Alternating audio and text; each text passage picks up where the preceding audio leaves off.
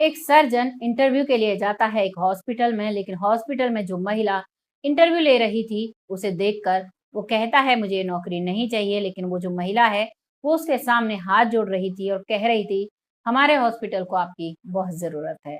आइए जानते हैं क्या कारण था कि वो सर्जन है जिसे नौकरी की ज़रूरत थी और उस महिला को देखकर वो वापस आ जाता है और वो महिला उसी से रिक्वेस्ट करती है कि मैं अब इंटरव्यू बंद कर रही हूँ, आप ही को मेरे हॉस्पिटल में नौकरी करनी होगी।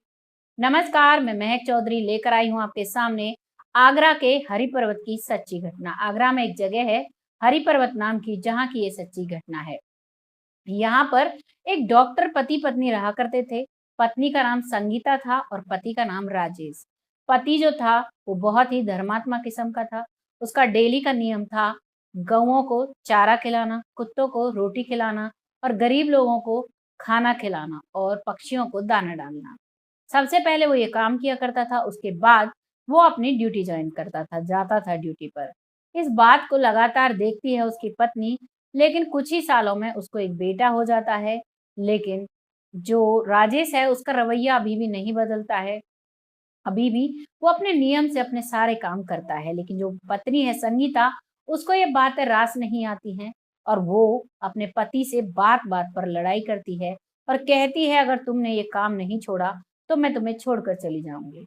राजेश जो कि दुनिया की मोह माया से दूर था, वो कहता है तुम्हें जहाँ जाना है तुम जा सकती हो, तुम आज़ाद हो। मेरे साथ तुम्हें रहने की और परेशान होने की ज़रूरत नहीं है। मैं अपना जीवन शांति से जी रहा हूँ और जीना चाहता हूँ, तो मेरा पीछा तुम छोड़ सकती हो। इतनी बात जब संगीता सुनती है तो अपने बेटे को लेकर वहाँ से चली जाती है। राजेश उफ़ तक नहीं करता है और अपने जीवन को जीता रहता है। दरअसल उसका जो रवैया था उसी की वजह से उसे बार-बार ट्रांसफ़र मिलता था।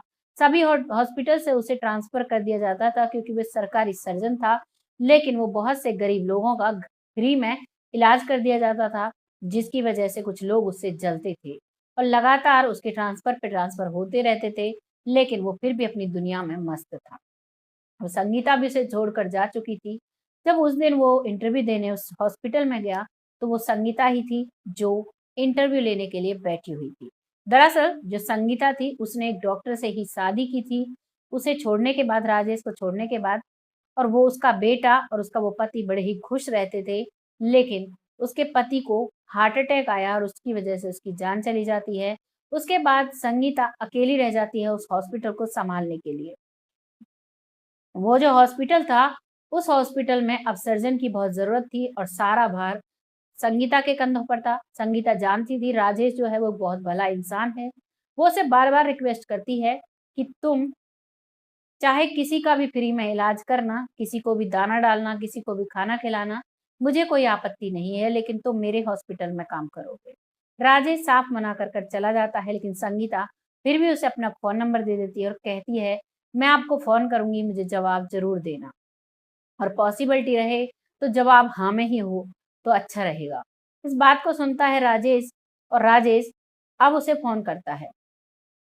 फ़ोन जब आता है तो संगीता खुश हो जाती है और कहती है तुम मेरे घर पर आओ।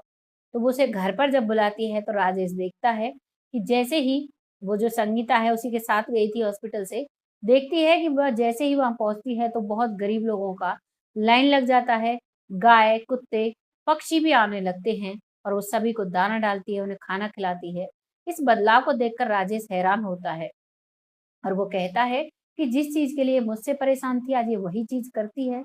लेकिन फिर भी वो उस बात को इग्नोर करता है और पूछता है कि तुम्हें इतनी ज़रूरत मेरी क्यों है? वो कहती है कि एक कड़ी है जो हमें जोड़ती है, तुम मेरे बेटे से मिले?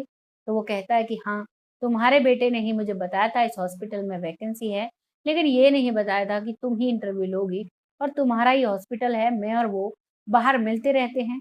बेटा 15 साल का हो गया है, उसे पिता की ज़रूरत है, इसीलिए मैं उसका साथ देता रहता हूँ और कुछ भी बात नहीं है। इतने में ही उनका बेटा आ जाता है, बेटा अपने पिता के पैर छूकर उसे के गले लग जाता है।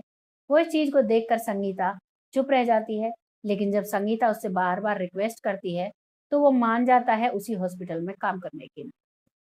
लेकिन वो कहता है कि ठीक है, मैं काम तो करूँगा लेकिन हमारा तुम्हारा रिश्ता ख़त्म हो चुका है, अब आगे से मुझसे कोई उम्मीद मत करना। क्योंकि जब संगीता उसके सामने आई थी, तो वो उसकी पसंद की साड़ी पहनकर बहुत ही सज-धज कर उसके सामने आई थी। वो चाहती थी कि वो उसके जीवन में वापस चला जाए, लेकिन जो राजेश है वो अपनी संत की ज़िंदगी बहुत पसंद करता था और वो उसी ज़िंदगी में काफ़ी खुश था। ये थी कहानी राजेश की, जिसके कि अच्छे कर्मों ने ही उसकी शादी को तुड़वा दिया, लेकिन जो महिला उसे छोड़कर गई उसे भी ये समझ आ गया था कि आखिरकार हमें क्या करना चाहिए और क्या नहीं करना चाहिए। ये कहानी आप सबके सामने लाने का बस एक ही उद्देश्य था कि आप लोग कुछ ना कुछ जानकारी लें। जैसा हम करते हैं वैसा भरते हैं, वैसा होता है।